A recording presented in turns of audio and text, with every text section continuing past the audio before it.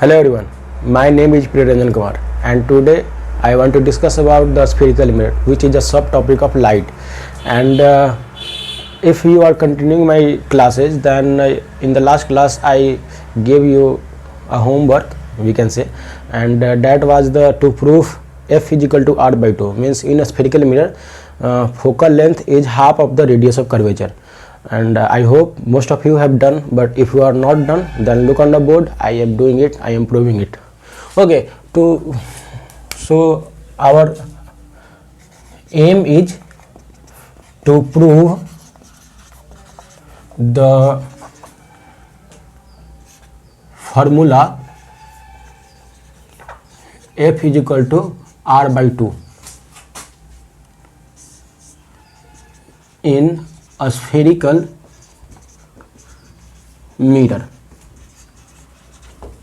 So what is the spherical mirror? All thing has discussed.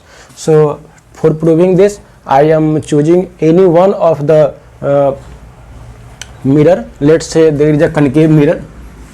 This is a concave mirror, and you know that in concave mirror or in a spherical mirror or concave mirror is also a spherical mirror, means in concave mirror or convex mirror there is a central point, the midpoint, and that is called the pole. So this is the pole, and the line, there must be a center of curvature. So I am pointing the center of curvature here, and the line which joins center of curvature and pole is called principal axis. This line is called principal axis. Okay, and you know that what is focus. So if light ray incident parallel to principal axis, then it intersect the principal axis at any point. So the point where intersection is done is called the focus. So this is the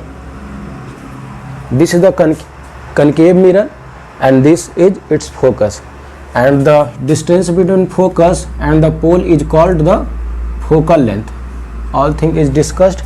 And the distance between center of curvature and the pole, means this is the radius from this point to the pole, is called radius of curvature. So this is r, and we have to prove that f is equal to r by 2. How can we do? Very easy. If you know that what is the law of reflection, then you will prove it very easily. Like, look, let's say this is the surface on where light incident, so it can be a normal. This is normal, this is normal for this point, this surface, because light is incident on this point. Let's say this point is O, so this CO behaves as normal. Okay, and you know that if CO is normal, then if it is incident ray, because it is going towards the reflecting surface. So this light ray is called incident ray, and this one which is reflected back is reflected light ray. So if this light incident on this surface, then it makes some angle with the normal, and that angle is called angle of incidence. And the angle between reflected ray, means this light ray and this normal, is called the angle of reflection. Everyone got it? So this is the angle of incidence and this is the angle of reflection. And you know that I is equal to r. By the law of reflection, we can say, so we can write proof by the laws of reflection, I is equal to r, means angle of incidence is equal to angle of reflection. Okay, so look, now this one, I assumed that this IO is parallel to principal axis. So this, if this one is parallel to CP, then what will happen?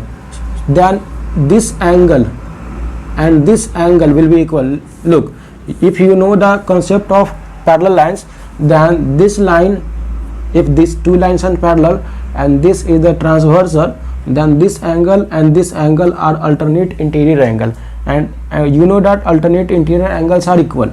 So look, this line and this line are parallel, and this CO is a transversal. So if this is an angle of incidence, let's say I, then it will be also I. Are you getting? Very good. So we can write also as IO is parallel to CP, we can say angle IOC, this is IOC is equal to angle FCO, angle FCO, or we can also write therefore angle FCO is equal to angle IOC, that is IOC is I, that is I. Okay, look, and you know that this is, let's say this is the equation 1 and this is the equation 2. Look, from equation 1 and equation 2, look on the board, this is the I and this is also equal to I, this is R. So if this one is equal to this one and this one equal to this one, this is equal to this. Why these two are equal? These two are the angle of incidence and angle of reflection, and by the law of reflection we say that angle of incidence is equal to angle of reflection. So these two are equals, and these two are also equal. Why these two are equal? Because these are alternate interior angle. We can also write alternate, ALT, I am writing short form, interior angle. So if this one is equal to this one and this one equal to this one, then we can say this one is also equal to this one. Very good. So we can write therefore angle OC FCO is equal to angle COF. This is FCO means this angle is equal to COF means this angle. Looks in triangle, therefore in triangle COF is isosceles triangle. You know na, if the two angles of any triangle are equal, let's say this is a triangle and in this triangle there are two angles and both the angles are equal, then we will say that the opposite sides of the equal angles are also equal. So if these two angles are equal, then these two sides are also equal. Look, these two angles are equal, so the opposite side to this angle and the opposite side to this angle means this one side and this one side is also equal. So if these two sides are equal, means this one is isosceles triangle, or we can say CF is equal to OF. Easy. Let's say this is equation 3. I am writing only the number of equation, no problem. And now if the mirror is very small, if the mirror is very small, then this FP is approximately equal to FO. FP is approximately equal to OF, or we can say FO. OF. Look, this CF is equal to OF and FP is equal to OF. Then we can write therefore CF is equal to FP. This CF is equal to this FP, and now it's done. So CF is equal to FP. Now we know that R is equal to, this is R is CF plus FP, CF plus FP, and look, CF is equal to FP. So we can also write FP plus FP, and FP is equal to F. This one means F plus F. So we can say, may I erase this? Okay, then let me erase it. This one also means R is equal to F plus F means 2F. So F is equal to R by 2, and it is proved.